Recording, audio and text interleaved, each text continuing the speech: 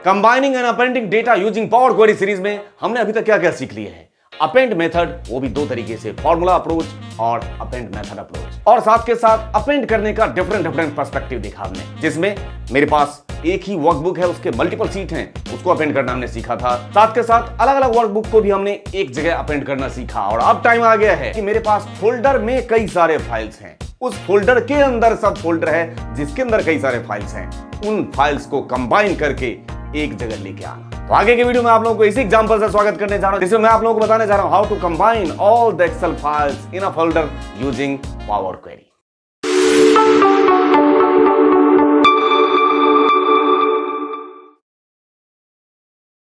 Combine and append using power query method में आज आप लोगों का स्वागत कर रहा हूं। ये रहा आपके सामने एक फोल्डर दिख रहा होगा, combine Excel files from folder, ठीक है। और इस फोल्डर के अंदर आपको कई सारे वर्कबुक दिखेंगे, यह बहुत सारे, जिसमें XLSX एक्सटेंशन वाले फाइल भी हैं, मैक्रो एनेबल्ड फाइल भी हैं और CSV फाइल भी हैं। मुझे सिर्फ और सिर्फ XLSX वाले जो फाइल हैं उनको मर्ज करके एक जगह लेके जाना है। अब मैं क्या करता हूं, एक नया वर्कबुक ओपन करता हूं और जहां से स्टेप्स अपना स्टार्ट करते हैं। लेकिन उससे पहले आपको मैं बता देना चाहता हूं कि ये जितने भी शिफ्ट के नाम हैं, इसमें जो टेबल होगा हमारा, उन टेबल का नामकरण आप लोग पहले कर लें। दैट मींस उसका नेमिंग रेंज देकर आप लोग पहले से रखेंगे तो थोड़ा सा आसान हो जाएगा, नहीं तो टेबल 1, टेबल 2, टेबल 3 लिख के आएगा, पता ही नहीं चलेगा कि कौन सा टेबल इवनिंग शिफ्ट का है, कौन सा मॉर्निंग शिफ्ट का है। ये रहा टेबल, और जो नेमिंग रेंज वाला काम है ये मैंने पहले कर दिया है। देख लीजिए, डिजाइन में जाके एक बार चेक कर लीजिए, इवनिंग अंडरस्कोर शिफ्ट, इस तरीके से मैंने सबका evening underscore shift, morning underscore shift, इस तरीके से मैंने चारों वर्कबुक का नामकरण कर दिया है, ठीक है। आपको भी पहले ये काम कर लेना है। लेकिन आप लोगों को एक बात यहीं के एडवांस में बता देना चाहता हूं, जो हम आगे प्रॉब्लम फेस करने वाले हैं जब इसको मैं मर्ज कर रहा हूंगा, तो ये वर्कबुक का नाम अलग है और यहां पे वर्कशीट का नाम अलग है।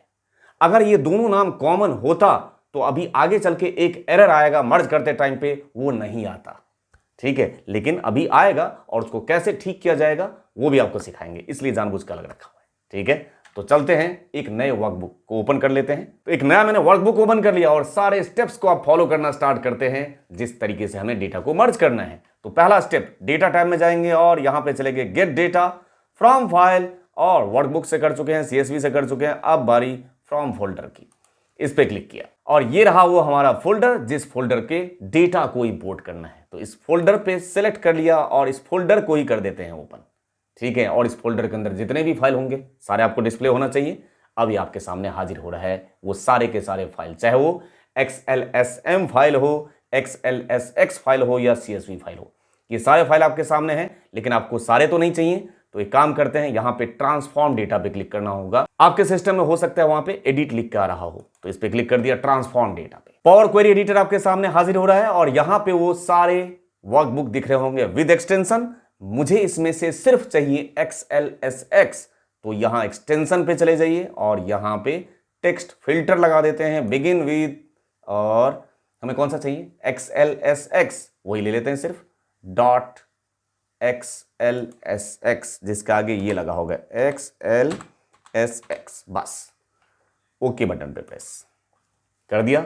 ये सिर्फ XLSX फाइल आ गए। और अब तो अगर देखा जाए तो डेटा मर्ज हो सकता है और मर्ज का ऑप्शन आपके पास है, ये रहा।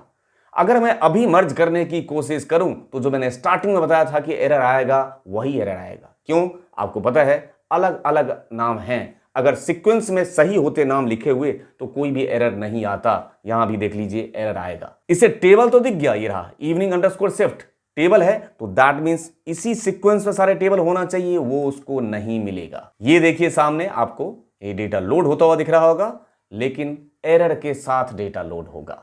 देख लीजिए, इवनिंग शिफ्ट का डेटा तो आ गया, लेकिन उससे आगे की चीजें उसको पता ही नहीं सीक्वेंस में किसको उठाना है, तो सबसे टॉप पे इसको तो रख दिया, लेकिन आगे एरर, उसको ये आइटम इवनिंग अंडरस्कोर शिफ्ट नहीं मिला इन सीक्वेंस। तो ये तो मर्ज करने का वहीं का वहीं स्टेप हमारा फेल हो गया। हमें थोड़ा सा और एक्सटेंड करना होगा अपनी कोशिश को।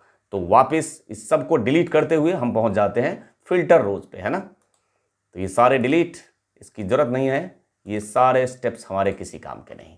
हम वापस पहुंच गए फिल्टर्ड रोज पे, है ना। यहां तक तो आपने फिल्टर कर लिया था। अब क्या करना है, हमें ये एक्सटेंशन से लेके आगे की चीजें नहीं चाहिए, हमारा ऑलरेडी डेटा फिल्टर हो चुका है। हमें सिर्फ अभी कंटेंट और इस नाम की जरूरत है। राइट क्लिक करते हैं और यहां से रिमूव अदर कॉलम्स, इनकी हमें अभी जरूरत नहीं, हमें एक एक्स्ट्रा कॉलम की जरूरत है। तो एक्स्ट्रा कॉलम यहां पे लेने के लिए ऐड कॉलम्स, कस्टम कॉलम, और यहां पे मैं एक्स्ट्रा कॉलम एक और इंसर्ट करूंगा। मान के चलते हैं वो कॉलम है मर्ज्ड, कुछ भी नाम रख दिया, ठीक है। और यहां पे एक्सेल का एक फॉर्मूला लिखने जा रहा हूं। ये फॉर्मूला मैंने लास्ट में भी आपको सिखा चुका हूं, एक्सेल डॉट वर्कबुक, और साथ के साथ ये भी आपको पता होना चाहिए केस सेंसिटिव होता है। एक्सेल का ई अगर स्मॉल में लिख दिया तो डेटा मर्ज होके नहीं आएगा, वर्कबुक का डब्ल्यू कैपिटल में होना चाहिए। और साथ के साथ यहां पे जो मुझे कॉलम का डेटा चाहिए, जिस कॉलम से, उसके लिए आप यहां से अवेलेबल कॉलम्स अवेलेबल है, उसका नाम है कंटेंट, ये यहां से उठा लीजिए, ब्रैकेट बंद। इस तरह से दिख गया। और अब करिए तो जरा ओके, इसमें मर्ज टेबल में वो टेबल दिख रहा होगा, जैसे इवनिंग शिफ्ट के अंदर सीट भी होगा और टेबल भी होगा। इस पर क्लिक करके देखें और यहां पे देखिए दिख रहा है ना, सीट भी और टेबल भी। कोई बात नहीं, इसको क्रॉस कर दिया, यहां से हटा दिया, वापिस ओरिजिनल स्टेट पे। और अब हमें इस बाइनरी कंटेंट की भी जरूरत नहीं है। अब तो आ गया हमारा टेबल, इसमें से टेबल उठ के, हमें इस बाइनरी कंटेंट की भी जरूरत नहीं है, इसका काम भी खत्म। अब हमें क्लिक करना है इस पे, क्लिक करके देखें आगे इस तरीके से सारे कॉलम, और यहां से use original columns name as prefix को अनचेक करना है। याद रहे एक स्टेप, ओके बटन में प्रेस करना है, आपको इस तरीके से टेबल दिखेगा। और इस तरीके से टेबल दिख जाने के बाद क्या हमें इनमें से सारे चाहिए सीट समेत, या सिर्फ टेबल चाहिए? हमें सिर्फ टेबल चाहिए, तो यहां से सिर्फ हमें टेबल चाहिए होगा, बस हो गया काम। चारों टेबल हमारे सामने है। और अब नाम या आइटम काइंड इन सब की जरूरत हमें लग नहीं रही है, हमें सिर्फ किसकी जरूरत है, ये नाम, ये वाला, और उसका टेबल, ये देखिए जिसमें ये मर्ज का ऑप्शन आ रहा है। तो हमें क्या करना है, ये दो को सेलेक्ट कर लेना है, और इसके अलावा जो है उसको राइट क्लिक करके रिमूव अदर कॉलम्स, बच गया सिर्फ अब कॉलम और उसका डेटा टेबल, ठीक है। इतना कर लेने के बाद अब नेक्स्ट काम, हम इसको मर्ज करके देखना चाहेंगे, तो अब क्लिक करेंगे मर्ज पे। अब आपको दिख रहा होगा एम्प्लॉय का नाम और प्रोडक्टिविटी, ये क्या है, उन जो हमारे वर्कबुक हैं उनके हेडर हैं, ठीक है। इसमें अनचेक ही रहने देना है और ओके बटन में प्रेस, सारे टेबल अब आपके एक साथ हो जाने चाहिए। Evening underscore shift, general underscore shift, इस तरीके से आ गया डेटा आ जाने के बाद अब थोड़े से अगर आपको मैनिपुलेशन करना हो, ऑल्ट्रेशन करना हो, वो बिल्कुल ध्यान रखना होता है, यहाँ पे सारा डेटा टाइप चेक करना होता है। साथ के साथ एक काम और कर लेते हैं, यहाँ पे इसमें हमें अब अंडरस्कोर शिफ्ट की जरूरत नहीं रही, तो राइट क्लिक इसमें से कर देते हैं रिप्लेस वैल्यूज, और किसको रिप्लेस कर देना चाहेंगे, अंडरस्कोर शिफ्ट जो है उसको ब्लैंक से रिप्लेस कर दीजिए। इस तरीके से आ गया, और ये हमारा क्या है, ये हमारा है शिफ्ट, ठीक है जी, शिफ्ट हो गया, एम्प्लॉय नेम हो गया, प्रोडक्टिविटी हो गया। एक बार चेक कर लेते हैं इसका डेटा टाइप, शिफ्ट पे क्लिक, और होम टैब में ये रहा टेक्स्ट है, इसका डेटा टाइप कौन सा है, एनी, गलत, इसको भी क्या कर देना चाहिए हम लोगों को, क्या है ये, टेक्स्ट है, और ये होना चाहिए नंबर, एनी नहीं, यहाँ पे होना चाहिए होल नंबर। ये काम कर लिया आपने। डेटा टाइप चेक करना बहुत जरूरी होता है, पता चला कैलकुलेशन करते टाइम पे ये प्रॉब्लम क्रिएट कर देता है, इसलिए मैं बार बार डेटा टाइप चेक कर लेता हूं एक बार। इस तरीके से सारे एरर्स आपने चेक कर लिया, और इतना काम कर लेने के बाद अब बारी किसकी आ गई, होम टैब में जाएं और क्लोज एंड लोड, कहां पे लेके जाएगा, सारे डेटा को मर्ज करके आपके सीट पे रख देगा। तो इस तरीके से मेरे पास 97 रिकॉर्ड फेच होके आ चुके हैं। और अब एक काम और करते हैं, यहां पे देखिए मेरे पास एक और डेटा है, मॉर्निंग शिफ्ट अपडेटेड, ये बाहर है ना। अब मैंने इसको क्या किया, यहां से कॉपी किया, और आपका जो फोल्डर है ना, जिस फोल्डर से आपने डेटा को अपडेट कराया है, उस फोल्डर के अंदर जाके मैं पेस्ट कर दे रहा हूं। क्या ये भी डेटा अपडेट हो जाएगा उसके अंदर, लेट मी चेक।